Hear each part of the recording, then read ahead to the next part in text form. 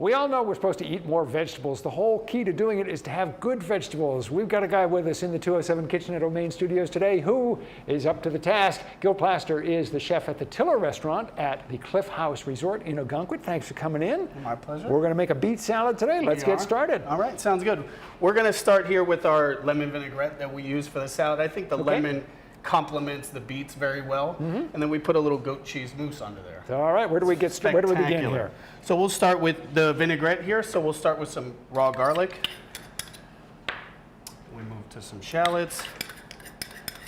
Is this a dish that is on the menu regularly? Oh yeah. I would say this is one of our top sellers. I think for us here, you know, the idea of bringing this beet salad to some exposure here is we have a 39-box garden on property that in season, we try to pull as much from that garden as possible. All right, I'll tell you my beet story, Gil. When I was a kid, I really disliked beets. And then... As did my father. Yeah, and then when I was, I think, about 17 or 18, I started to eat beets out of the garden that my mom and dad had. So in the summertime, they'd go out, they'd get the beets, we'd be eating them 15 minutes later, and they were so good. Oh yeah, and this recipe really highlights just how we utilize the beets in a couple different ways. So we steam the beet so it's a nice raw soft beet. Yeah.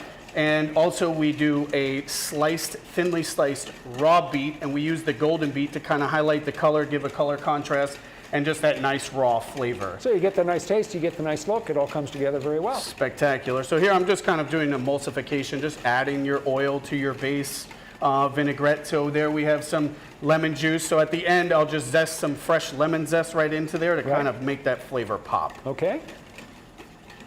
And we're looking for the viscosity of the vinaigrette to be nice and not too thick, but not too thin. A nice little shine like we got right here. All right, I like that term, a nice little shine. Yeah.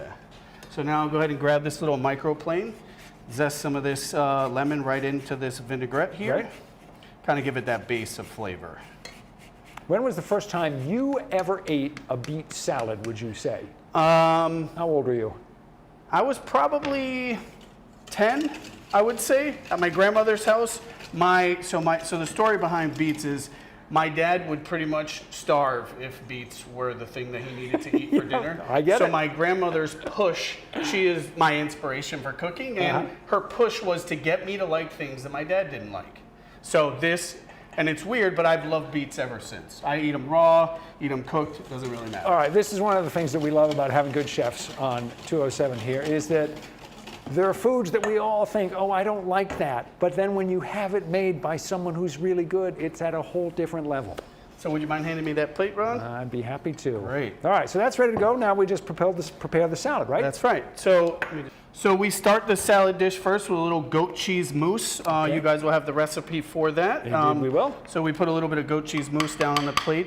Really brings out the flavor, really brings out that lemony, salty flavor that the vinaigrette also helps too.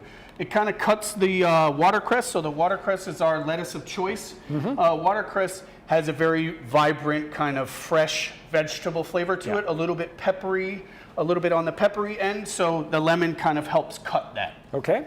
So then we have some of that finished lemon vinaigrette right here. Just kind of make our lives a little bit easier. Go ahead and mix that around.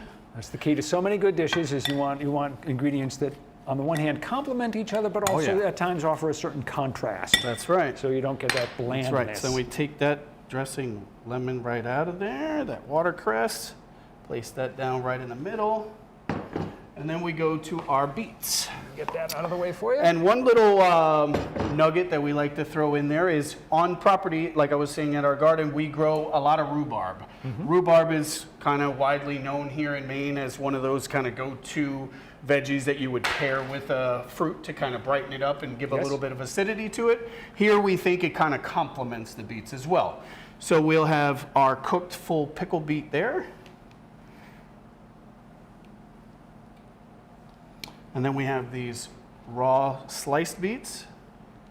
And it's very pretty, as you mentioned. The colors come together and it all looks Then we have to a the couple eye. pieces of that rhubarb. Really nice. And then the end is our cooked beets.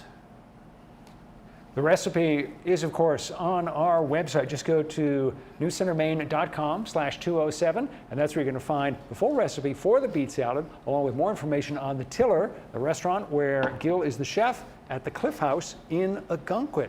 Nice looking dish. Thank you. You like beets, I like beets. The world is in a good place. Good deal. Good deal. Stick around, back with more of 207 right after this.